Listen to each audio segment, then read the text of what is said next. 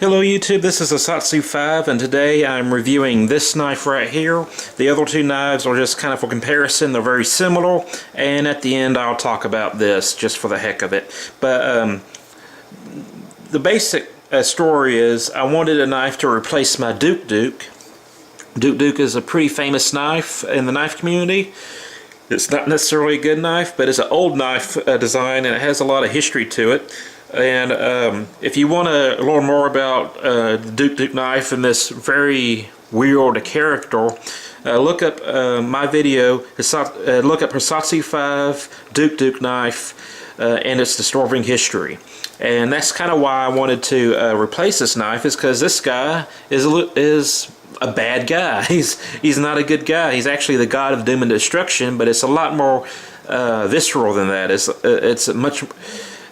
this isn't just a false god. It's something that's actually been killing people. You know, people in costumes dress up as this dude and cause all kinds of trouble, which I thought was very disturbing. And I'll talk to that in greater detail in the review. But I have no problems collecting this knife and maybe displaying it along with this one and that one.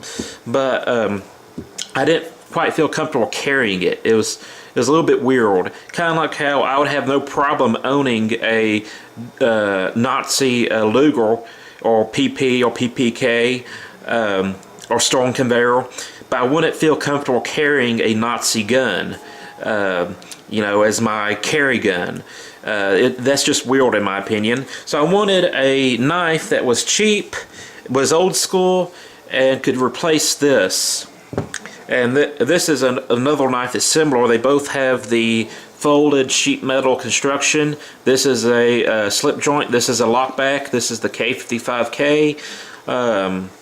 And they're all kind of in the same category of ethnic knives, that ethnic classic knives that have really stood the test of time. They're cheap, but they don't come with very good edges. But once you sharpen them up, they're really good just for beetle knives. And that's what I wanted, a beetle knife to carry at work that I can cut really nasty and gnarly things without worrying about ruining my Yojimbo. You know, Yojimbo is good for many things, but you don't necessarily want to cut something that's muddy and has a lot of grit and that will take the edge off or chip the blade or make it rust. Or if you got a knife that you want to take care of, you don't want to cut like concrete mix with it, cut concrete mix or sackcrete bags. That's when these knives come into play, in my opinion. And this is the knife that I got to replace the what you call it, douk-douk knife. This is made by the same company, and it is the perrin frdv-brk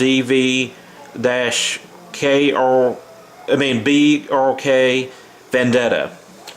And as you can see right there, it says Corsica on it. This is very similar in silhouette to the Corsican cross knife, which I don't have a picture of one of those at the moment, but it's the same silhouette, except the Corsican cross, I think, is a lot more refined, a lot prettier, and usually has wood or bone or horn handles. This is sheet metal that's bent with a very, very strong spring. Let's see if I can demonstrate that for you. You hear that? That's a strong spring, and it's a good thing it has a half stop. So it's very much necessary to have that half stop. But this is the knife that I got to cut my ugly stuff, you know, sackcrete, pipe, like maybe PVC pipe, you know, drilling holes in it, cutting corrugated plastic pipe, you know, that might have mud and dirt on it, that will usually take the edge right off of any knife, no matter how good it is. Something, you know, I can beat around, throw around, and not have to worry about it. And you know, I still have like my self-defense knife, really sharp. You know, for the longest time I was carrying a one knife option, this, and it's, you know, works with self-defense and EDC task. But I just decided that I needed a beetle knife that I can just throw through the ringer and not worry about. This is a $30 knife in most places, which to me I think is a little bit expensive because the edge is very bad out of the box or out of the bag. I ran it on the sharp maker for about 400 or 500 strokes, and I got it where I could cut paper somewhat decently, but it wasn't hair shaving sharp. And I'm going to work on it in more detail later, but I got it paper cutting sharp, and I was satisfied with that. And I did. I used this knife very hard. I used it to kind of drill holes into PVC pipe, cut corrugated pipe that had mud in it, open sackcrete. I used it for the task that I envisioned using it for. And I used it pretty hard, and it took the edge pretty much off. It still has it'll still cut, but it doesn't cut paper nearly as well as it used to. And I can actually kind of grab it like this and somewhat fold it. I can fold it to the half stop while grabbing the blade. But it has some very weird, not weird but and creepy, but weird as in I don't know what it is.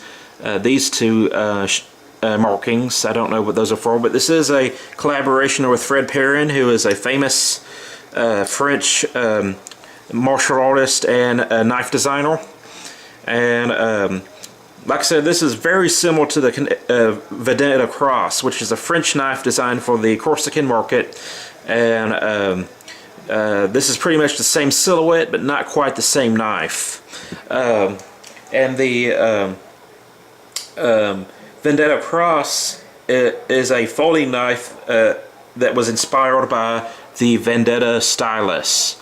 I've seen this knife a long time ago on Bastinelli's channel. I think he was with a French bladesmith who forged some of these out, and I asked her, I was like, hey, what is that knife? Because I thought it was a beautiful knife. And she was like, oh, it's a Mediterranean stiletto, which I thought was weird because Italy is in the Mediterranean area and they have the Italian stiletto, but she referred to this as a Mediterranean stiletto. And then after some years looking around, ending today, I seen it advertised as the Vendetta stylus. And the Vendetta stylus is very much a Mediterranean design. You see it in Spain, Portugal. Of course, they have their own renditions of it, but it's very similar. In Spain, they're called puñas, or they're sometimes referred to as puñas, although puñas can also be folding knives. Puña basically just means dagger. Usually referring to a single-edged dagger, and the daga is a double-edged dagger in my experience. But the Vendetta Cross, the Vendetta stylus is very similar to the Argentinian Creole knife, which was brought over by the Spaniards. So this is a knife that I own. It's in a display box right now, but you can see the similarities between this and the Vendetta stylus, which I want to get me one of these sometime. Maybe not one this nice. And Cold Steel made their variant of it, and it's very expensive. It's kind of a unicorn knife now.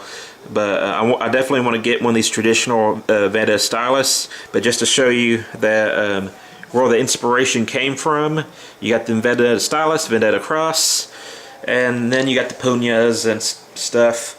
Now let's get some stats and specifications going. Because this is roughly the size of a douk-douk knife, but it is not a douk-douk knife. Let's see if I can... Okay, it's 3.23 inches from... Oh, no, I didn't quite have that. Okay, 3.21 inches. Its thickness, I want to measure it at the bell because that's the thickest point, and yeah, it's 0.30 inches, I think. Let me get a little bit higher. Okay, it's 0.37 inches, Then it kind of skinnies down to 0.20 inches. Spine is 0.11 inches, and then it has a little bit of distal taper and goes to 0.8 inches. So it's a very carry-friendly knife for a few different reasons. It's legal in most places and is very, very thin. This thing pretty much disappears in the pocket. Depending on what pants I wear, it stays completely face up in my back pocket, and I really don't notice that it's there. It has a lanyard loop or a bell, so you can put a lanyard, or you can put it on a chain if you want to. No, I don't really know why you'd want to put it on a chain, but you can put a lanyard on it and use it. It functions pretty much how it's designed to function. You buy it, you sharpen it, and then you use it. It's not going to hold an edge forever. It's a very cheap steel, which I can't think of off the top of my head. Maybe it'll say on the Amazon page, but it's kind of it's a XC 75 carbon steel. I'm not very familiar with it other than these knives right here, but to me it's a cool knife and I really enjoy it. So that's the end of the review. If you stayed to the end, I thought I'd share this with you. This is early in my knife hobby career. I decided I wanted to try to make a knife, and this is my first knife that well, probably my second knife I tried to make, and the first time I tried to make leather out of deer hide, which this isn't what I would really call leather. It's more of rawhide with fur on it, but I attempted it. It was my first attempt at it and my only attempt at it. This is the knife. It's horrible, and that's the moose antler that was donated to me, and I pretty much wasted it. I got a pin, one pin in, one pin fell out, and Gorilla Glue, and this is from a deer that I shot. And I tacked it on plywood, put salt on it, and put it on top of the roof to cure it. And it's very stiff, and it has a belt loop. It actually has a functioning belt loop, but you know, it's just a very basic sheath that technically works.